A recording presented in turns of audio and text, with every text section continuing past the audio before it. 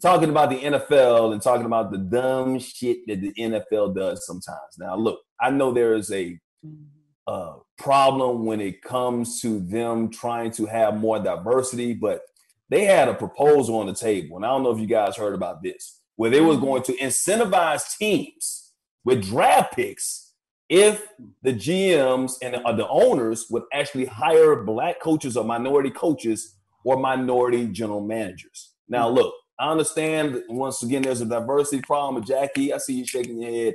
That's not the answer, is it? That is such a, because the Rooney Rule was already designed to, look, you guys need to interview at least a minority player. So this was just saying, hey, y'all just been interviewing people, but you ain't been hiring them.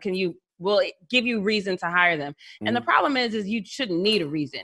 The NFL is more than 70% black. The fact it should be mathematically impossible to not have people of color in higher positions. But the problem is, and I've said this before, and I'm gonna say it 100 times again, we don't have any ownership. You can't ask old white men to all of a sudden give up some of their racist ideals. It's not going to happen. And if the league really wants to do something, and since they shipping us overseas and they have these Thursday night games where people travel and those aren't good and they just want to saturate the market, I've said it. People are like, it's never going to happen. And that's the problem. You need to create 2 expansion teams and make it mandatory that those have black owners, because until we get a seat at the table, it's not going to happen. Right. This is just not going to work. And I thought it was just insane that they were like, hey, let's put this out in the public. They're going to like it. No, we're not. I want your hand out.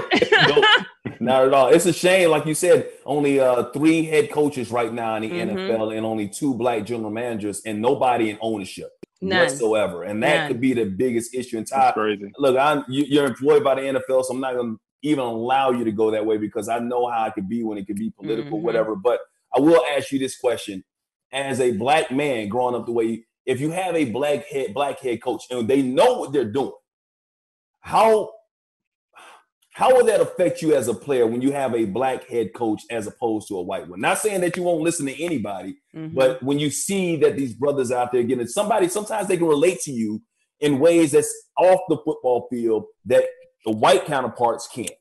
I think that's the bigger point. Just like being able to look at somebody and understand they may can relate to what you've come from or what you've been through. And it may not be just physically, sometimes mentally, emotionally, things they can't understand sometimes. So I think that would encourage you more to get involved. I think, honestly, just seeing guys in those positions would encourage more guys to get involved with the NFL. You got to think a lot of guys aren't gifted, talented, aren't gifted athletically to play football, but love football. But they don't see any other avenue to get involved besides to actually attempt to play, when they actually could attempt to be a coach or an owner or a coach or GM or whatever it may be. So. I think I gotta go back to the drawing board. Go ahead, Donny. I have to say this, Mike. Me knowing Hugh Jackson, you know what I mean. My friend who went to Dorsey High School with me. He was older than me, but to see how they did them with the Raiders and the Cleveland Browns, and they didn't give him the tools to have a good team like what they would do with their other white counterparts as coaches and GMs. But they just did him wrong, man. And I just they just really just screwed him over and not giving him a chance. Like a white person would get a chance. You know what I mean? For a football coach. That was real messed up. And you know what? The NFL is actually kind of admitting right now that they're not getting a chance in a lot of ways. They may get a chance, but they don't get a real opportunity. And there's a difference between a chance and an opportunity. A chance, like, I'm going to give you this seat for a second. An opportunity is I'm going to give you this seat and I'm going to let you make some mistakes, but I'm going to still work with you until you can work it out.